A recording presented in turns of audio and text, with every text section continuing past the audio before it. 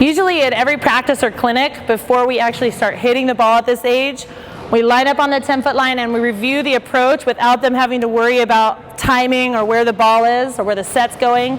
So if at this level, these girls have been coming to my clinic for a while, they're all pretty darn good at their approach by now, but I still make them review it, and I tell them good homework at home on your way to brush your teeth, on your way to do your homework.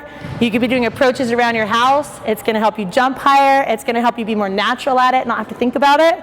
So that's one way girls can get a lot better at volleyball at home, is to give them the approach practice homework, right? For now, we're gonna line up on the 10-foot line. You guys are all right-handed, lefty, and I'm a lefty too, but I'm used to teaching right now. So you're gonna reverse everything I do. All the righties, I want your weight on the right foot. There are 2 different approaches that you can work on with young kids. There's a 3-step approach and a 4-step approach. The reason I teach the 3-step approach at this age is that a lot of the sets aren't really high, and it's hard enough to get those 3 steps in without trying to time 4 steps. To start, if you're breaking it down from the beginning, have the girls be relaxed. Weight really has to be on this right foot. If it's not, if you let them start like this, they end up learning a 2-step approach or a goofy foot approach, which is a really hard habit to break later in life. So have that weight nice and forward, arms relaxed here. We're just gonna do the feet first. We're gonna take a big explosive step to the ball, and then we're gonna take a double step, like this. I make sure I point out that I want that left foot, or in your case, the right foot, a little bit pigeon-toed. That's because this is called the break step. And the break step is what stops your forward momentum and turns it into a really high jump. It also helps you open up your upper body when we get to that by having that foot turned. If you're parallel to the net with both feet, you might jump over the line into the net. It also makes it easy to start hitting like this instead of opening up your chest. All right, let's go back. You guys ready? Weight on the right leg. One more time in slow motion.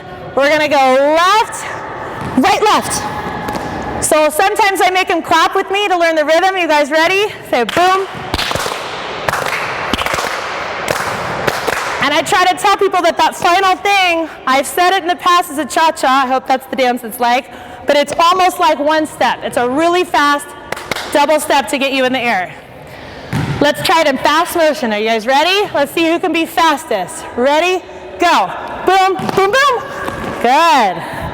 All right, so we're just gonna work on the arms now with the approach. We're gonna reach forward, then big back and big up. When we come up, it's important that our left hand, or for Rory, her right hand, spots the ball. That helps us keep the ball in front of us instead of getting behind our heads. But it's important that this elbow gets pulled back high and far back here so we have more whip on the ball.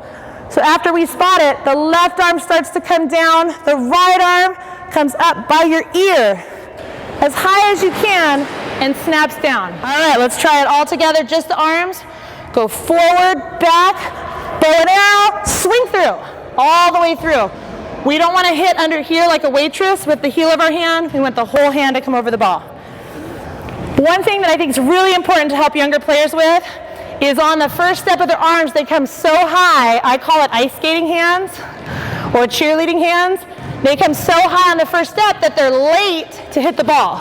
The only thing that this first step with your arms is important for is getting the flow of your arms going the right direction. So I tell them, think low and back quick. Don't let them, because they're taking a big step, so they want to go big arms. We don't want big arms. Ready?